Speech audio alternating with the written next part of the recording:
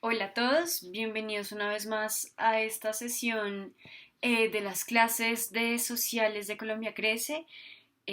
Pues como ya saben, yo soy Luisa, estoy acá para apoyarlos en este proceso de sesiones virtuales con estas clases durante este periodo de cuarentena. Como siempre, les queremos hacer saber que la Fundación está muy pendiente de ustedes, de su proceso académico y que la idea es que podamos seguir aprendiendo juntos. Hoy voy a explicar un nuevo tema, sin embargo, si tienen dudas, pues tanto mi compañera como yo estamos para aclararles todas las dudas que tengan, para otorgarles más material por si quieren seguir estudiando y así hacer más fácil nuestro proyecto educativo en medio de la crisis. Bueno, el tema que vamos a ver hoy es un tema muy importante para el mundo contemporáneo porque es el tema que podemos decir que cambió el panorama político, eh, y que hizo que el mundo sea tal como lo viéramos hoy. Entonces, hoy vamos a hablar de la Revolución Francesa. La clase pasada habíamos culminado con el proceso de revolución industrial y habíamos dicho que era producto de un fenómeno en donde el pensamiento, la investigación y la ciencia empezaban a ser muy importantes para las personas. Ahora, con la Revolución Francesa, digamos, esto va a ser hija del mismo proyecto. La gente va a empezar a leer, el conocimiento va a ser asequible para más gente. Antes el conocimiento y los libros solamente estaban concentrados en la iglesia y solamente los monjes y los curas tenían acceso a él. Pero a partir de la Revolución Francesa, y esto en parte se debe gracias a la imprenta, la gente tiene la oportunidad de leer. La imprenta es lo que hace que tengamos pues este invento tan maravilloso que nos dio la ciencia, que son los libros, y eso transformó totalmente el pensamiento de las personas. No solo para que se pensara en el mundo, digamos, para tratar de dominar la naturaleza, de hacer más invenciones, sino también para pensarse, o sea, temas que no eran a simple vista tan evidentes, pero pues que se daban por hechos. Resulta que antes del año de 1789, que es la Revolución Francesa, como ustedes lo debieron haber estudiado en sus cursos anteriores, pero lo vamos a recordar, la gente no vivía en lo que hoy conocemos como democracias. La gente se organizaba en una estructura de poder que se llama imperio y que está representada por un monarca. ¿Quién era un monarca? Un monarca era un rey o una reina. Desde luego, en todos los países, con excepción de Inglaterra, el rey era quien mandaba, que era la representación de Dios en la tierra. Entonces, el rey mandaba, digamos, de forma autoritaria y absoluta frente a todas las personas que vivían eh, en ese país. Ya se habían creado los estados nacionales, los países como los conocemos hoy en día, con fronteras y demás.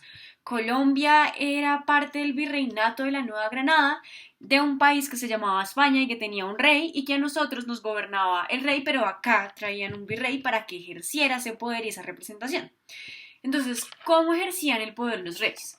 Los reyes no eran personas que eran elegidas por el pueblo, sino que pertenecían a unas familias en particular.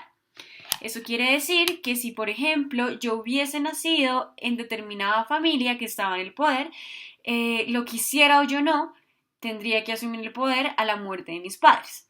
Entonces, el papá del rey había también sido rey y el bisabuelo del rey había sido rey, porque eso garantizaba el linaje de continuación del poder de ciertas familias que tenían el control de los países, sobre todo en Europa.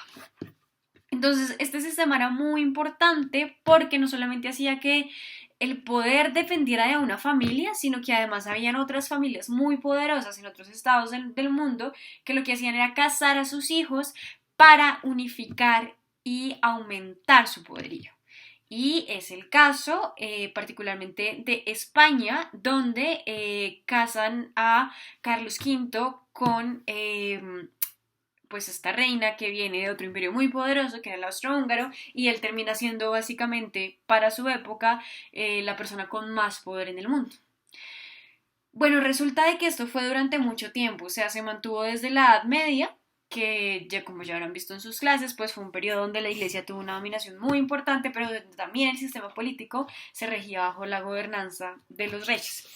Y la Edad Media duró 1000 años, entonces básicamente la gente vivía pues así. En la antigüedad también la gente vivía bajo el dominio de emperadores, que era básicamente, o sea, lo mismo, no tenían un tinte tanto religioso, pero ellos representaban el linaje de su familia en el poder. Entonces la gente se ha acostumbrado pues a vivir así durante casi toda su vida. Mm, en Grecia, alguna vez se inventaron un sistema de representación democrática en términos políticos, pero no era como lo conocemos hoy en día. Solo una parte de la población, en particular hombres de origen griego y con poder económico, podían acudir al Senado y tomar decisiones. Y eso hacía que hubiese un poco más de democracia, pero fue la primera noción que tuvimos de democracia. Democracia, como se entiende en su acepción más general, la voz, el poder del pueblo, el gobierno del pueblo. Es el pueblo quien elige a sus representantes para que tomen decisiones. Entonces los griegos vieron este sistema que duró muy poco porque Grecia estuvo dominada bajo poderes de príncipes y reyes, pero pues eso se quedó ahí y fue una idea que durante 1000 años no se volvió a tocar hasta que llegó la imprenta. Bien. La Revolución Francesa es un proceso básicamente de ideas, o sea, yo quiero que ustedes tengan muy claro que las ideas son lo que hacen cambiar al mundo y lo que hace que la gente se movilice. La gente de a pie no, la gente de a pie nosotros nos movilizamos por causas que nos afectan más, como por ejemplo que los impuestos estén muy altos o que no haya comida, pero los grandes pensadores después de esos sucesos, de esos momentos de convulsión, lo que tratan de hacer es repensar el mundo y configurarlo a partir de las ideas. Entonces las ideas son muy, muy poderosas. Nadie pensó que después de 2000 años la democracia tuviera tanta fuerza dentro de la historia pues, de nosotros. Y esto se debe gracias al proceso de la imprenta. Entonces resulta de que antes de la Revolución Francesa pues había existido un proceso de ilustración en donde se estaban desarrollando todos aquellos inventos, todas aquellas máquinas que cambiaron el curso de la historia, la revolución industrial y que le empezaron a permitir a la gente pensar más, tener mejor calidad de vida, bueno, cierta gente, no todos, esto no era muy democrático. Pero la élite empezó a informarse y empezó a leer y lo que hicieron es preguntarse de dónde viene el poder. Es una pregunta muy importante. Entonces, en ese contexto surgen dos autores que van a ser definitivos para hablar de la historia de la democracia justo, digamos, no tan justo, pero antes de la Revolución Francesa, o sea, 100 años antes había existido un señor que se llama Thomas Hobbes, de origen inglés, que va a escribir un libro que se llama El Contrato Social. Entonces voy a escribir el nombre de este autor que escribe este libro tan importante. Y de paso escribo el nombre del libro. Entonces, Thomas Hobbes, El Contrato Social. Y Thomas Hobbes lo que va a decir en este libro es que el poder no es algo que se debe heredar, sino que el poder es algo que se deriva de nosotros. Perdón, dije una estupidez, o sea, no. Thomas Hobbes escribe un libro llamado El Leviatán. Entonces, este libro de Hobbes, que se llama no El Contrato Social, sino El Leviatán, habla sobre la idea de que el poder se deriva de los pactos que hacen los individuos para protegerse a sí mismos de la muerte violenta. Vivir en comunidad supone vivir en una constante amenaza por parte de los otros. Los seres humanos todo el tiempo están tratando de agredir a los otros porque son envidiosos por naturaleza, son malos por naturaleza, según este autor, y buscan hacer daño. En ese contexto, tiene que surgir a partir de la voluntad de los hombres alguien, un gobernante que es el Leviatán, y el Leviatán va a trabajar para impedir que los ciudadanos mueran por esa muerte violenta que se causan entre ellos.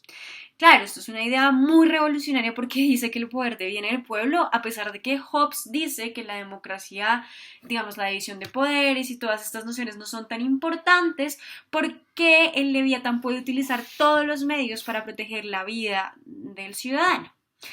Pero más adelante va a llegar otro autor de origen francés que se va a llamar Jean-Jacques Rousseau y él sí escribe un libro que se llama El contrato social. Entonces, el contrato social de Rousseau es la teoría por la que se rigen muchas de las democracias modernas, claro, con algunos ajustes. Lo que Rousseau pensaba era que el hombre en la naturaleza era bueno por naturaleza. Nosotros no nos amenazábamos los unos a los otros como creía Hobbes, pero cuando perdíamos ese estado de naturaleza y empezábamos a vivir en sociedad, a desarrollar el intelecto, a desarrollar el idioma, descubríamos que éramos diferentes a los otros y que podíamos adueñarnos de un sistema de propiedad. Entonces, el hombre tiene que vivir en comunidad, en sociedad, y la sociedad lo pervierte, la sociedad lo hace mal, como aseguraba Rousseau.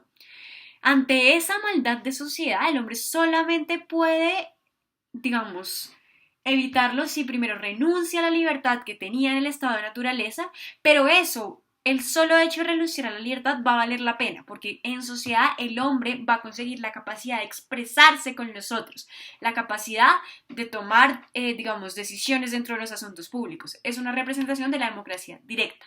Eso quiere decir que los ciudadanos son los que toman todas las decisiones y no eligen a otros, o sea, no van a elecciones y eligen a otros representantes para que tomen decisiones por ellos. Entonces, esa democracia, digamos, no representativa, sino directa, es la que plantea Rousseau y la que también va a incomodar a la sociedad de la época para repensarse el poder de la monarquía, que ya estaba bastante cuestionado en Francia, precisamente porque cuando se da la revolución industrial, el poder había sido encargado en manos de una persona que era muy joven. Entonces, la revolución industrial concretamente estalla en 1789 y es llevada a cabo por el pueblo francés. Este proceso consiste en quitar a la monarquía del poder y lo que van a hacer es que en un principio tratan de negociar con ellos, pero va a ser tan radical que los van a tener matando a todos. Y es el proceso a través del cual una clase social, que era la burguesía, los comerciantes, ellos ya controlaban el poderío económico y van a hacerse para controlar el poder político en ese momento. Ese proceso es conocido como la Revolución Francesa. La Revolución Francesa ocurre en Versalles, que es un lugar cercano a París, en donde pues, se construyó el Palacio de los Reyes y en un momento en donde existían ciertas particularidades en Francia. Entonces, lo que yo les venía diciendo, el rey solía controlar con un poder absoluto todo lo que pasaba y eso es bastante problemático porque es que es confiarle a una persona muchas funciones y si la persona no es lo suficientemente capaz no va a tener a la gente contenta. En Francia, antes de Luis XVI, voy a repetir este nombre, que es el rey que gobernaba durante la época de la Revolución Francesa, estaba gobernando su abuelo, que era Luis XIV. Y Luis XIV fue un rey muy competente. Fue el rey que llevó a que Francia fuera un imperio y que estuviera en todo su esplendor. Luis XIV es el rey Sol y era conocido por decir que el Estado era él. O sea, todo el poder estatal se concentraba en él. Sin embargo, cuando el poder cae en manos de sus hijos, la gente va a estar bastante descontenta en Francia y eso va a ser aprovechado por una clase política que ya se había ilustrado, que ya se había leído, que tenía el poder económico como lo era la burguesía para fomentar la rebelión en contra de los reyes y no solamente sacarlos del poder, sino aniquilarlos físicamente, acabar con la monarquía. Este es un proceso muy complejo al cual vamos a tener que dedicar algunas sesiones, porque además es un proceso que no termina solamente con decirle chao a los reyes, sino que paradójicamente va a terminar en algo así como un imperio, que es el imperio de un señor que también trató de expandirse por el mundo, que es Napoleón Bonaparte. Bueno, este personaje es un personaje que estuvo presente en la Revolución Francesa. Y bueno, hoy quería darles los antecedentes y la introducción a este tema tan importante. Es un tema muy apasionante, espero que les guste, pues como desde luego también me gusta a mí, no sé si lo podrán notar. Y pues si tienen alguna duda a lo largo de esta semana, seguiremos hablando. Entonces, espero que estén muy bien.